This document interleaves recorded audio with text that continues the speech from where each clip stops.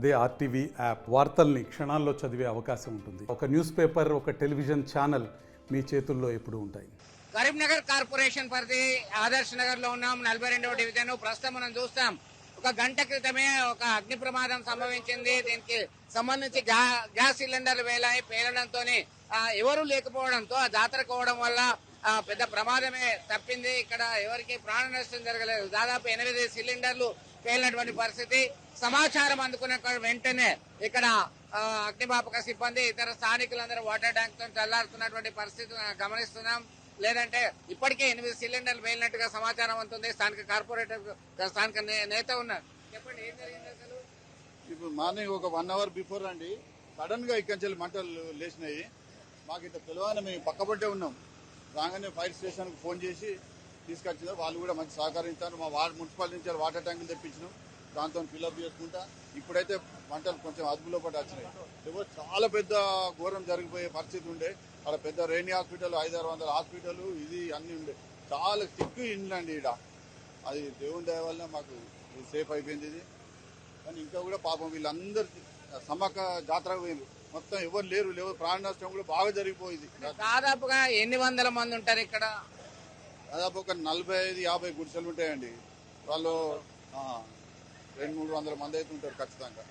దాదాపు రెక్కాడితే గానీ డొక్కాడని పరిస్థితిలో ఉన్నటువంటి 50 గుడిసెలు వేసుకొని నివసిస్తున్నారు. 200 మంది పైగా ఇక్కడ నివసిస్తారు. సమ్మక్క, మేడారం సమ్మక్కనే వీళ్ళని కాపాడింది అని చెప్పేసి స్థానికులు చెప్తున్నటువంటి పరిస్థితి. ఎందుకంటే పక్కనే ఉన్నాం మనం. ఒకసారి ఆ హాస్పిటల్ చూడండి, ఆ పక్కనే ఉన్నటువంటి ఒక పెద్ద హాస్పిటల్, ఈ చుట్టుపక్కల అన్ని ఆసుపత్రులు ఉన్నాయి. ఆ ఆసుపత్రులకు ఈయన ప్రమాదం సంభవిస్తే చాలా పెద్ద ఘోరం జరిగేది. ఎవరైనా ఇళ్లలో ఉన్నప్పటికీ ఏదైనా జరగరాంది జరిగితే ప్రాణ నష్టం తీవ్రంగా ఉండేది. పరిసర ప్రాంతాలన్నీ కూడా ఇది దాదాపుగా ఇక్కడ ఉన్నటువంటి గుడిసెలు, సిలిండర్లు, అంత సామాగ్రి దగ్ధమైపోయినటువంటి పరిస్థితి మనం చూస్తున్నాం. ఇదంతా స్లమ్ ఏరియా. ఈ ఆదర్శ్ నగర్ స్లమ్ ఏరియాకి సంబంధించి ఇదంతా కూడా మనం చూస్తున్నాం. ఒకసారి ఫైర్ ఆఫీసర్ని కూడా మనం అడిగి తెలుసుకుందాం. స్థానికులు కూడా వచ్చి పరిశీలిస్తున్నారు, ఏం జరిగింది చూస్తున్నటువంటి పరిస్థితి. ఇక్కడ అంతా కంట్రోల్కి వచ్చింది. ఇప్పుడైతే మనం ఇదంతా చూస్తున్నాం, బట్టలు అదంతా కాలిపోయినటువంటి పరిస్థితి హృదయ విదారకంగా మారింది. ఎందుకంటే ఒకటే కేవలం మనకి సేఫ్ ఏంటంటే ఇక్కడ ప్రాణ నష్టం జరగలే, ఎవరికి ప్రమాదం జరగలే. మొత్తం దాదాపు ఒకటి తర్వాత ఒకటి ఈ ఇళ్లలో ఉన్నటువంటి అగ్ని ప్రమాదం సంభవించగానే దీనిలో డ్రిల్లింగ్ మిషన్స్ అలాగే సిలిండర్లు పేలడం వల్లనే పెద్ద ఎత్తున శబ్దాలు అయ్యాయి. ఈ పరిసర ప్రాంతాల్లో ఉన్నటువంటి వాళ్ళందరూ భయభ్రాంతులకు గురయ్యారు. ఇది దీనికి సంబంధించి కేవలం సమ్మక్కనే మమ్మల్ని కాపాడింది అని చెప్పేసి అనుకుంటున్నటువంటి పరిస్థితి అయితే గమనిస్తున్నాం. దీనికి సంబంధించి ఇక్కడ ఫైర్ సిబ్బంది, స్థానికులు పెద్ద ఎత్తున వచ్చి రెస్క్యూ చర్యలు అయితే చేపడుతున్నారు. ఎంతసేపు అయింది మీరు వచ్చి ఇక్కడికి? ఎట్లా నడుస్తున్నది? చర్యలు ఎట్లా ఉన్నాయి? మేము వచ్చి 1/2 అవర్ అవుతుందండి. విపరీతంగా ఒక్కటేసారి ఎవరు లేని టైంలో ఈ బ్లాస్ట్ జరిగింది. చుట్టుపక్కల ఏమన్నా అవుతుందని మేము అందరం ఏమనుకుంటున్నాం అంటే బంగారసం హాస్పిటల్ ఉంది కదా, అందులో ఏమన్నా గ్యాస్ సిలిండర్లు వేలినాయేమని మేము అనుకున్నాం. కానీ ఇంత విపరీతమైన ఈ ఘోరం జరుగుతుందని మేము అనుకోలేదు. నడి సిటీలో అసలు ఎందుకు జరిగిందో, అసలు ఎవరన్నా కావాల్సుకొని ఏమన్నా దుష్టాచారం పెట్టడానికి ఇట్లా చేసిండ్రో అనేది మాకు అర్థమైతలేదు. అయోమయంలో ఇంత డిపార్ట్మెంట్ కానీ ఇంత మనుషులు ఇంత పని చేసినా కూడా అది మంటలు తగ్గట్లేదు. గంట నుంచి అందరూ వ్యక్తులే కాకుండా, డిపార్ట్మెంటే కాకుండా ఇతర వ్యక్తులు కూడా సహాయం చేస్తున్నారు. ఇక్కడ నుండి ఇంద్రనగర్లో, ఇది కరీంనగర్ ఇంద్రనగర్లో 42వ డివిజను మంత్రి గంగుల కమలాకర్ ఉన్న ఏరియాలో ఈ బ్లాస్ట్ జరిగింది. దీనికి తీవ్రంగా మేము ప్రభుత్వం వెంటనే వీళ్ళకు నష్టపరిహారం జరిపించాలి. ఈ ప్లేస్కి వచ్చి వాళ్లకు వ్యక్తులను సమకూర్చి వాళ్ళను అనుకూలంగా పెంచాలని మేము కోరుకుంటున్నాము. మొత్తం మీద ఈ ఏరియాలో ఇప్పటి వరకే మేడారం సమ్మక్క సారలమ్మ జాతరకి వెళ్ళడం వల్ల వీళ్ళందరూ కూడా సేఫ్ గా బయటపడ్డారు. ఎవరికి ప్రాణ నష్టం జరగలేదు, ఇతరత్ర ప్రమాదం చోటు చేసుకోలేదు. మొత్తం మీద ఈ గుడిసెలు అన్ని కూడా దగ్ధమైపోయాయి. దాదాపు 40-50 గుడిసెల వరకు ఉన్న పరిస్థితి ఉంది. దీనికి సంబంధించి అయితే వీళ్ళు చిన్న చితక పనులు చేస్తున్నారు, మిషన్ కుట్టే వాళ్ళు ఉన్నారు, ఇతరత్ర పనులు చేసే వాళ్ళు ఉన్నారు. ఈ సిలిండర్లు పేలడంతోనే ఈ ప్రమాదం సంభవించింది. ఈ శబ్దాలకు ఒక్కసారిగా ఈ కాలనీ వాసులు భయభ్రాంతులకు గురయ్యారు. దీనికి సంబంధించి ఇప్పటికీ ఈ అగ్ని ప్రమాదం చోటు చేసుకున్నటువంటి ఇష్యూలో మనం చూస్తున్నాం. దట్టమైన పొగ ఇప్పటికీ అలుముకుంది. ఎక్కడ ఏ క్షణమైనా ఎక్కడ ఈ సిలిండర్ మళ్ళీ పేలే అవకాశం ఉంది, పేలే ప్రమాదం ఉంది అని చెప్పేసి హెచ్చరికలు జారీ చేస్తున్నటువంటి పరిస్థితి ఉంది. మనకు ఒకసారి ఇటు ఫైర్ సిబ్బంది, స్థానిక పోలీసు సిబ్బంది కూడా ఉన్నారు. ఇక్కడ రండి మీరు ఒకసారి. దీనికి సంబంధించి మనం అడిగి తెలుసుకుందాం. సో అందులో ఉన్న నగలు కూడా మొత్తం కొలాప్స్ అయినటువంటి పరిస్థితి గమనిస్తున్నాం. వారికి దీనిలో మొత్తం మంటలే ఉన్నాయి. మంటలు ఇంకా చల్లారలేదు, తీవ్ర వేడి ఉన్నది మనం చూస్తున్నాం. ఏంటది?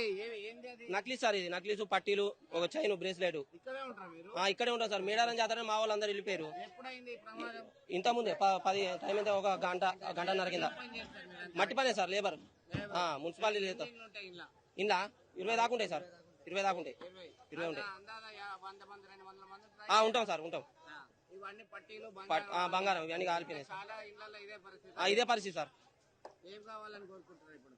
ఏదో మీరే పరిష్కారం చూపెట్టాలి సార్. ఇక సో కరీంనగర్ అసెంబ్లీ నియోజకవర్గ ఇన్ఛార్జ్ ఉన్నారు. ఈ అగ్ని ప్రమాదానికి సంబంధించి బాధితులను ఎట్లా ఆదుకుంటారు, ఏం చేస్తారు? వాస్తవంగా ఈ రోజు ఇప్పటికిప్పుడే తెలిసింది 10:30 నుంచి 11 గంటల సుమారు ప్రాంతంలో ఈ అగ్ని ప్రమాదం జరిగింది. అది అనుకోకుండా జరిగిందా, ఆ ల్యాండ్ కూడా డిస్ప్యూట్ ఉంది, కావాల్సిన చేసిరా తర్వాత విషయం అధికారులు పర్యవేక్షిస్తున్నారు.